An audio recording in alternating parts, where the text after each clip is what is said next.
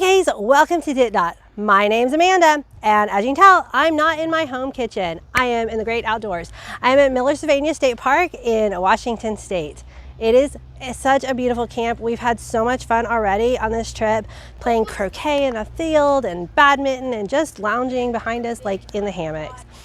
Today I am making Dutch oven macaroni and cheese with asparagus and bacon. It's going to be deluxe. And this is part of a collab with Jim's Kitchen macaroni and cheese collab. So make sure after you watch my video that you click down the links below and watch the other macaroni and cheese. All right, let's get cooking. So we're trying to start a fire old school way. So we have some paper that we caught on fire, and we've got little twigs, and we've got built up to bigger twigs, and so we're gonna give this a chance, see if we can get a good fire started for our dinner tonight. About 10 minutes later, look, we got success. Now we just need to get some bigger logs on there in a little bit and get some coals so that we can make dinner. So there's my friend Angela. She is making a Guinness stew tonight, which I will show you the end results when she is done. And then you'll see kids popping in and out of the shot here and there. But the first thing that we're going to do is saute some asparagus. Okay, so our fire has a lot of hot coals. We've been working on it for a while. And I'm gonna go ahead and do my cast iron on top of the grate. I don't wanna cook the vegetables down in the coals like Angela's doing, because a noodle dish is gonna be a lot more delicate. So I've got a big pat of butter in here, and I'm gonna add this asparagus that I already chopped up. Okay, so it feels like the coals under here are not very hot because this has been, I'm trying to get it to saute for a few minutes now. So I'm actually going to lift up my skillet, and we're gonna try to put another log underneath. Angela's covering hers up and putting it to bed. This tool is really handy for lifting up your cast iron if you need to take it off. We got our fire built up stronger, and the asparagus has been sauteing, and we're getting some nice color on it. So I'm gonna go ahead and remove it from the Dutch oven. Okay, so I splurged and bought this little pre-done bacon packet today for this. But if you wanted to cook your bacon, you could have chopped it up in with the asparagus and cooked it at the same time, or pre-cooked some other bacon to add later. But I'm doing a little bit of mix of having some convenience along with doing stuff from scratch. This is not bacon bits though. This is a pre-cooked, like real bacon product. Okay, so I've got my asparagus out, and this is a delicate balance. I've got about half a box of elbow noodles that I'm going to add to my cast iron skillet. And then I'm going to cover with water. Oh.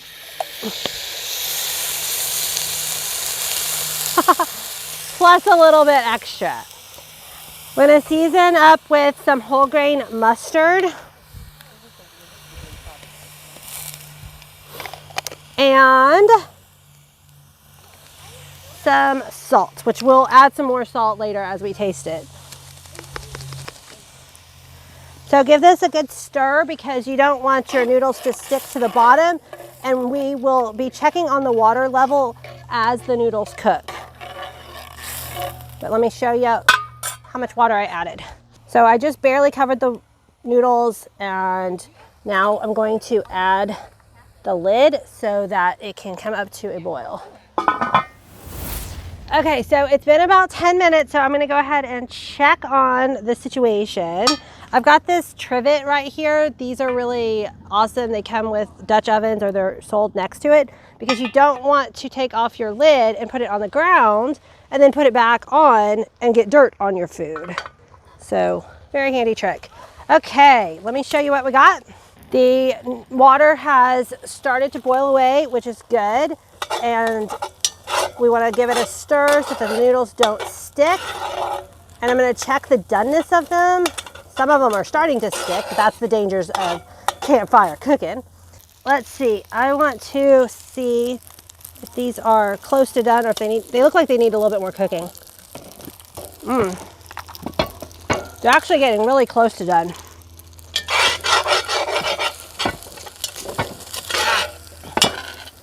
So I'm gonna get this over a little bit, turn it around, because this side of the Dutch oven is hotter than this side, and I want to cool it down a little bit. And then we're going to add some milk and all our cheeses. Okay, so my noodles still need a little bit longer to go, so I'm going to finish cooking them off in milk, which will help give us a nice creaminess. The starches, and the reason why we're doing it this way and we're not draining our noodles, the starches from the noodles is what's going to help thicken up our sauce. All right, so I'm going to stir in this milk, put this back over on the flame a little bit. The milk was cold. It helped cool down the skillet a little bit, or I keep calling it skillet, but Dutch oven. And then I'm going to add some cream cheese. That's going to help make it creamy too. It's kind of like our little cheat here. You can also use some heavy cream, but I didn't feel like that was the way to go today. You should finish drinking your drink, Zoe. So I'm just putting in a couple globs of cream cheese and then we'll stir that in.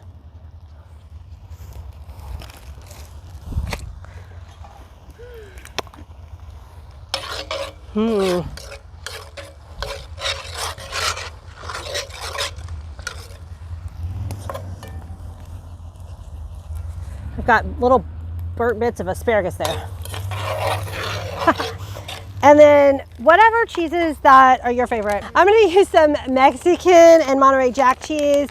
If you wanna use cheddar or Gouda, provolone, whatever cheeses you like, just add them a little bit at a time and stir. Otherwise your cheese will clog up into a big, give me a word. A good blob, a good clump, and that is not good. Now, I did not bring it with me on camp, but I know almost always add nutritional yeast when I make mac and cheese because it gives you an extra cheesy flavor and helps lower calories, but we're at camp, so, you know, who cares about that, right? Okay, I'm gonna remove this from the fire because it is getting too thick and I need to get something to open up my cheese packet. Campfire cooking is always an adventure. Okay, then add in a little, oh goodness. The pine needles add extra flavor. Just tell yourself that, okay guys? All right. Camping without your good amount of dirt in your food. Yes, must have dirt.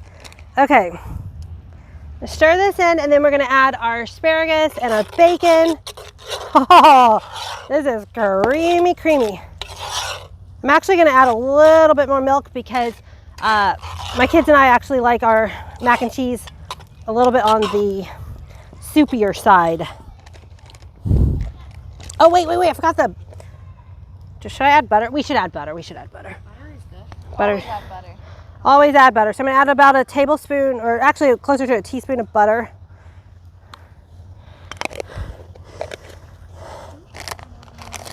And I'll be right back. So I added another splash of milk, so I'm gonna put this back on the fire. Also, those hands are like really good. Just for a second. That will help warm up this last milk that I added, incorporate the cheese some more. I'm gonna add in our asparagus, much to my kids' chagrin. They would much rather have it on the side, but now, if you wanted to take this up another notch, which I thought about, but I'm not gonna do, you could add breadcrumbs to the top of this, put your Dutch oven lid on top, put coals on top of that, and get one of those breadcrumb crusts from a baked mac and cheese. So that would be next level mac. Okay, I'm gonna taste this for some salt, see if I need to adjust my salt. Okay, I'm stirring a little bit more because there was some butter on this spoon. Sorry if That is so good. Okay, it does need some more salt and pepper. That's a lot. It needed a lot.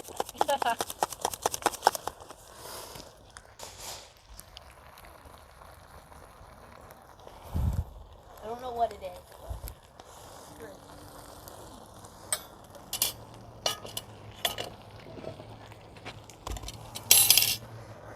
Let me show the final thing and then I'll do a bowl. Oh, actually, I'm gonna show that stirring. Sorry. Oh, I'm still recording. Yeah, you never turn it off. Okay. Oh my gosh, guys, this looks amazing. Look how creamy it is. The noodles are done to perfection. You got your veggies and then you got your decadent bacon. I mean, I wouldn't call this a health dish, but it is a camping delight. So, and I'm even proud I didn't even burn it. So, we're gonna plate this up and enjoy. Here is Angela's Guinness beef stew with dumplings on top. Oh gosh, it looks so good. I can't wait to taste it. Okay. So here is my final mac and cheese. It is so creamy and decadent, and I cannot wait to call the kids over to the campfire and dive in. I hope you enjoyed watching this. If you did, make sure you hit that subscribe button, and don't forget to check out the other videos in this macaroni and cheese collaboration. And if you want to see another one of my macaroni and cheese videos, check out my Instant Pot mac and cheese. It is my favorite way to make mac and cheese at home. Until the next one, bye.